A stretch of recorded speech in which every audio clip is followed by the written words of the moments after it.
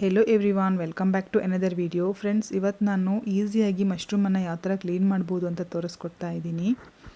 ನಾನಿಲ್ಲಿ ನೋಡಿ 200 ಗ್ರಾಮ್ ಆಗುವಷ್ಟು ಮಶ್ರೂಮನ್ನು ತೊಗೊಂಡಿದ್ದೇನೆ. ಇದನ್ನು ನಾನು ಇವಾಗ ಫಸ್ಟ್ ಲೇಯರನ್ನು ಪೀಲ್ ಮಾಡ್ಕೊತಾ ಇದ್ದೇನೆ. ಅಂದರೆ ಮಶ್ರೂಮ್ ಮೇಲ್ಗಡೆ ಒಂದು ತುಂಬ ತೆಳ್ಳಗಿನ ಪದರ ಇರುತ್ತೆ. ಸೊ ಅದನ್ನು ನಾವು ನೀರಿಗೆ ಹಾಕಿ ಕೈಯಲ್ಲಿ ಜಸ್ಟ್ ರಬ್ ಮಾಡಿದರೆ ಸಾಕು, ಅದು ಬಿಟ್ಕೊಂಡ್ಬಿಡುತ್ತೆ. ಹೆಚ್ಚಿನವ್ರು ಏನು ಮಾಡ್ತಾರೆ ಅಂದರೆ ಮಶ್ರೂಮನ್ನು ನೀರಿಗೆ ಹಾಕಿ 1-2 ಸಲ ವಾಶ್ ಮಾಡಿಬಿಟ್ಟು ಹಾಗೆ ಕಟ್ ಮಾಡಿಬಿಟ್ಟು ಹಾಕ್ತಾರೆ.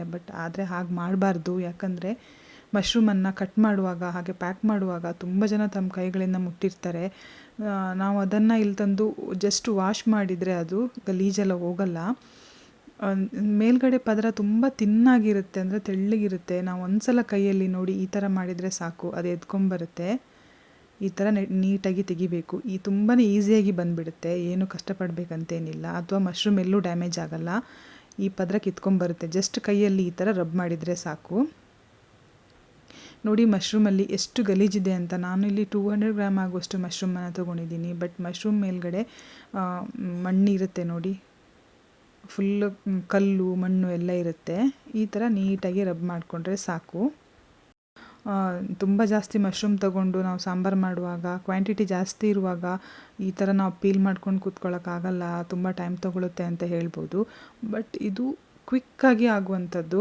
ಅಂದರೆ ನೀವು ಅಂದ್ಕೊಂಡಷ್ಟು ಕಷ್ಟ ಏನಿಲ್ಲ. ಜಸ್ಟ್ ಕೈಯಲ್ಲಿ ಒಂದು ಸಲ ವಾಶ್ ಮಾಡಿಕೊಂಡು ಈ ಥರ ಪೀಲ್ ಮಾಡಿಕೊಂಡ್ರೆ ಸಾಕು, ಅದು ಆರಾಮ್ಸೆ ಬಂದುಬಿಡುತ್ತೆ. ನೋಡಿ, ಬರೀ 200 ಗ್ರಾಮ್ ಮಶ್ರೂಮಲ್ಲಿ ಎಷ್ಟೊಂದು ಕೊಳೆ ಇತ್ತಂತ ನೋಡಿದ್ರಲ್ಲ.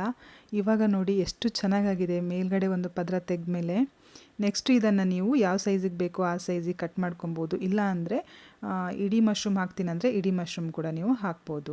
ಈ ವಿಡಿಯೋ ನಿಮಗೆ ಇಷ್ಟ ಆದರೆ ಅಥವಾ ಸ್ವಲ್ಪನಾದರೂ ಹೆಲ್ಪ್ಫುಲ್ ಆಗಿದೆ ಅಂತ ಅನಿಸಿದರೆ ಪ್ಲೀಸ್ ಒಂದು ಲೈಕ್ ಮಾಡಿ, ಹಾಗೆ ನನ್ನ ಚಾನಲನ್ನು ಸಬ್ಸ್ಕ್ರೈಬ್ ಮಾಡ್ಕೊಳ್ಳಿ. ಇದರಿಂದ ಪ್ರತಿ ಬಾರಿ ನಾನು ಹೊಸ ವೀಡಿಯೋ ಹಾಕಿದಾಗಲೆಲ್ಲ ನಿಮಗೆ ನೋಟಿಫಿಕೇಷನ್ ಬರುತ್ತೆ.